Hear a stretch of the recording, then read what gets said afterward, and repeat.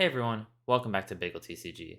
Today we're going to be looking at the calling Indianapolis, looking at how everything performed there, where we think the meta is going to settle, and if the bans that came in right before the calling Indianapolis actually mattered. So first, let's take a look at what happened at the calling in Indianapolis. So Michael Hamilton won his third calling. He won on Icelander, just like how he won the World Championships on Icelander.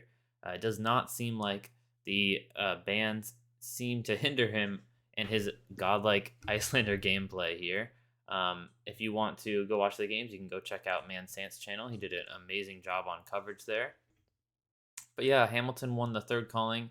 I think that is very likely the record for most calling wins. I'm pretty sure no one else has won three callings.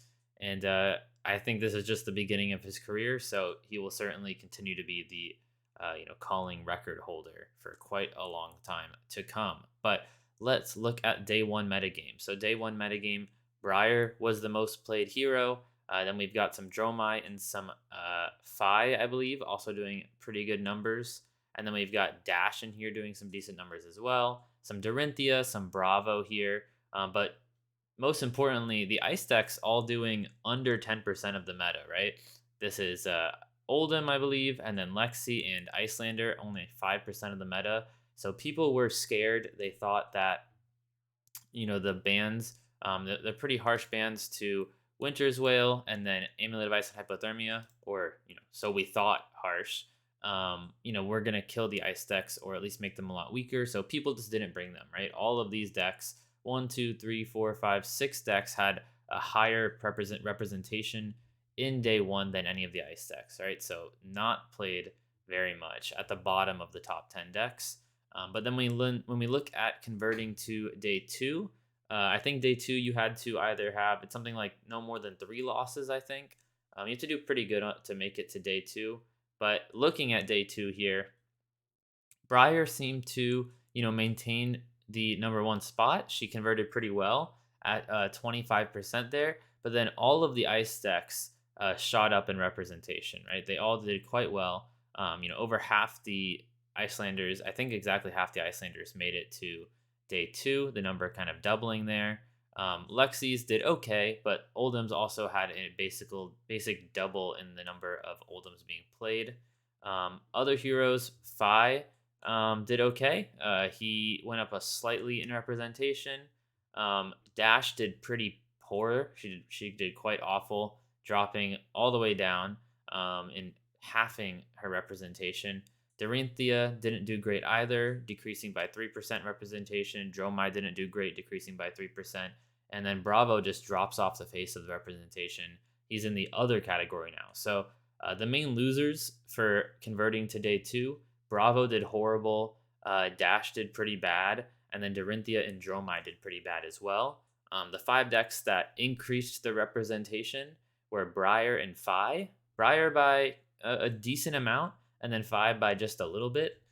So Fi is probably 5th strongest hero based on this, didn't increase as much. And then all of the ice decks increased in power. So Fi and Lexi had the smallest increase here. So Fi and Lexi doing okay. And then Icelander and Oldham, as well as Briar, doing pretty amazing. So definitely the top 3 decks heading into it in terms of conversion. And then you can see based on the top 8 breakdown, we had 1 Briar, 2 Icelanders, sorry, and then 5 Oldhams. So Ice still absolutely dominating the top 8 here.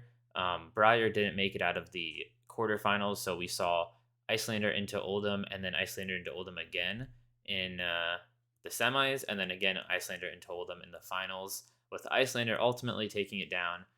I do think Hamilton skews these results a little bit, right? I mean, Icelander, even if she was like the second or third best deck, Hamilton just makes her look amazing. I mean, he's the best Icelander in the world by far. He basically can't lose on the hero.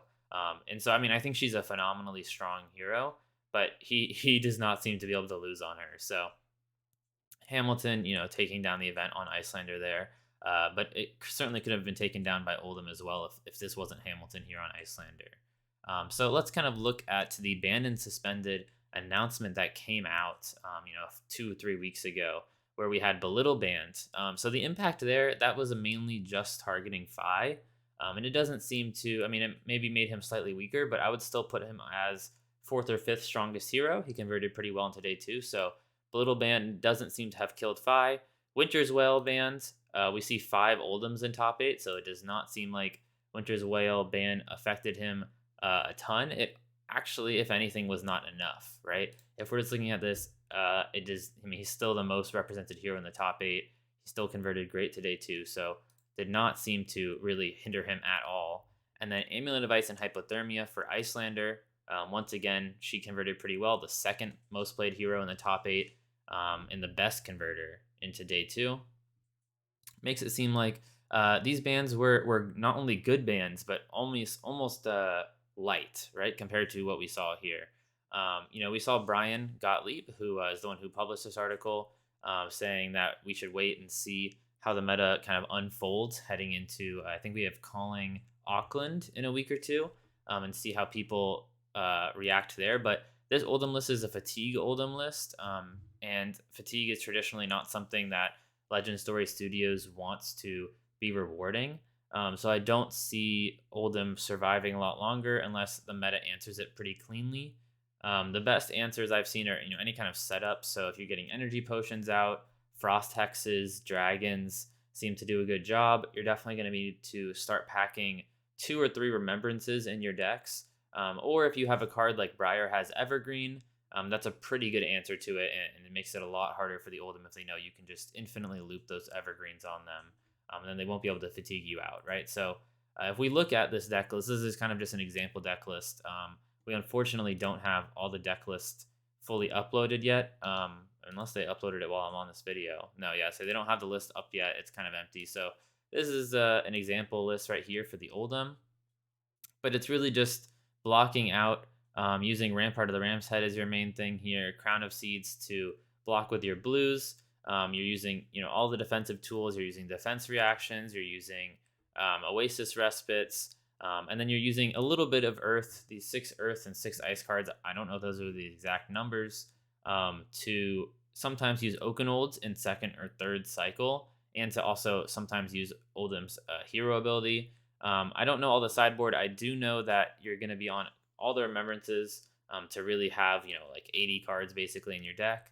And then you're running Imperial Warhorn here to beat the Icelander matchup. This lets you destroy not only their Frost Hexes, because you get to choose the Frost Hex since it's under your control, but sometimes also destroy an Insidious Chill that's under their control. So very important to have that, and then even for the Dash matchup as well. We can look at, we do have 2 lists I've seen so far, is Tarek's Briar list and then Hamilton's Icelander list.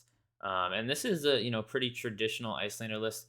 A few new things we saw is a red Winter's Bite, basically just trading a card for a card with Go Again. I think this is a pretty good card to add to the deck. Obviously, we had to lose 6 cards here with losing Hypothermia and Amulet of Ice, which we were on all 3 copies of each. So I think 3 Winter's Bites pretty good here to add. And then I think Polar Blast is probably the other card that made its way back into the list. Maybe some Brothers in Arms here. But really, the list doesn't look that different.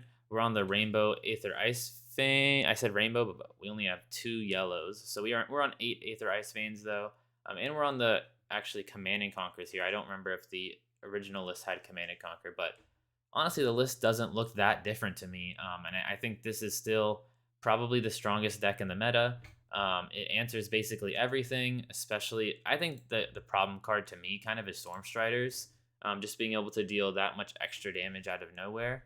If I was going to hit a card here, it would probably be Stormstriders, although that would probably kill Kano as well. I just think this card is too good to be in Flesh and Blood, giving you an entire extra turn, basically, just on your leg piece. If they were going to hit anything else, I think the only other options at this point is like Channel Lake Frigid, which is pretty extreme, taking that away from all the ice decks. The ice decks are dominating, but I mean, that is a bit extreme. And then Aether Ice Vein, which they hit in Blitz, right? I don't know if they need to hit anything. I do think we should wait and see the results from Auckland, but if they're going to hit something, those are probably the best options. Once again, you can find these decks under February's tournament right here. Click decks and then click tournament, and you should see them as they come up. I do think we only have these 2 right now. We do have the Battle Hardened as well, which was won in Blitz by Kano here, the 2nd place from Chain.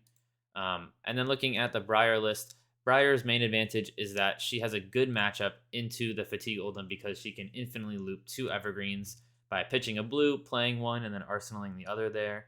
Makes it so you can pull that off um, pretty well. And let's just looking at the equipment, not on the cash-in build. It seems like that build was a little too high rolly. But we've got kind of the standard look here, standard equipment. The rest of the deck is pretty standard Briar. The only spice really is these 2 Talisman of Warfares for the Lexi matchup. Is a pretty hard matchup for Briar, probably one of the top 2 or 3 hardest matchups, as well as Icelander. I don't think Fatigue Oldham is bad because of Evergreen, so worst 2 matchups are probably Lexi and Icelander. So this will help with that matchup. 2 extra Amulet of Earths for some extra blues and some extra Earth cards there. And then the 3 yellow Snatch. It seems like Snatch is just such a good card that Tarek wanted in the list. Even having 1 less power made it worth it to play. But rest of the list is pretty standard. Briar seems to be the strongest aggro deck right now. If you're not wanting to play some Disruption in the form of Icelander or Fatigue in the form of Oldham, the best aggressive deck does seem to be this Briar deck right here. So let's just look at where the meta is. I want to kind of shout out, I guess, this website I put together here. I don't know why I did it. I just had some extra time, but the homepage is like helping you pick your hero. It's got some information about each, talks about their power level, their ease of play, and their cost. I just had some free time today and was bored, to be honest, so I put this together.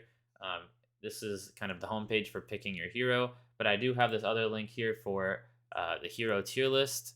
I'll try to keep this updated, especially when I make the videos, but this is kind of where everything settles, in my opinion. It looks like Icelander is the best deck. The other 2 best decks, she has a good matchup into. She can play the Frost Hex Plan into Oldham. As long as she sees them before he sees the Warhorn, she's going to win. If you watch the finals game with Hamilton, he saw all 3 Frost Hexes and then 2 Ice Eternals before it looked like the Oldham even saw the Warhorn once. And then she has a pretty good matchup into Briar still as well. So Icelander having a good matchup into both the other best decks. Oldham is weak to the other 2 best decks here, but he almost beats everything else on the tier list, which makes it worth it. And then Briar has a good matchup into Oldham, a bad matchup into Icelander, but then pretty solid matchups into the rest of the field. So this is kind of how I see the meta. We've got a few B tier heroes. These are all the other heroes that converted okay into day 2. So, Dromai had a decrease. Dorinthia had a decrease as well. And then Dash maybe could be a little up here in B tier. I actually think I'm going to move Lexi up to B tier because she did convert positively into day 2. So that's the only change I think I'll make after I publish this video. We'll put Lexi in B tier here. But I think the rest of this holds. Bravo is not, people thought he was great. He converted pretty poorly. Any of these other heroes were in the other category, right? So they did not convert well into day 2. They did not see representation. The only 2 that saw anything else on here were the Lexi, which I do think I should move up, and then Dash, who just doesn't seem to have the power of the other setup decks like Icelander or the other aggro decks like Fi or Briar. So this is kind of where the meta settles. Arachne and Azalea and Katsu are all seeing reprints in Outsiders and additional support. The 3 classes in Outsiders are Ninja, Assassin, and Ranger with these 3 heroes. So I'm excited to hopefully see a bunch of support for them. I really, really like how Katsu plays. He was one of my first heroes, and I really like the Assassin cards too. I'm not a huge Ranger player, but I'm still excited to try a trap-based Ranger because I do like some blocking. So I'm excited to have this new set. Hopefully we get some more cool spoilers soon. I'm going to try to do a full set review once we get that full set, but I will have my website, this tier list, linked in the description. Let me know what you think of the meta, if you think they should make additional bans, if you think it's way too early to make any more bans and we should wait and see Auckland, or even wait and see Outsiders and see what that brings. LSS does seem to like making bans sometimes before a new set to make it so that the heroes coming out and that new set are going to be viable. I don't know if they're going to do that this time. We'll have to wait and see, but let me know in the comments what you think. Remember to like, subscribe, and I'll see you guys next time.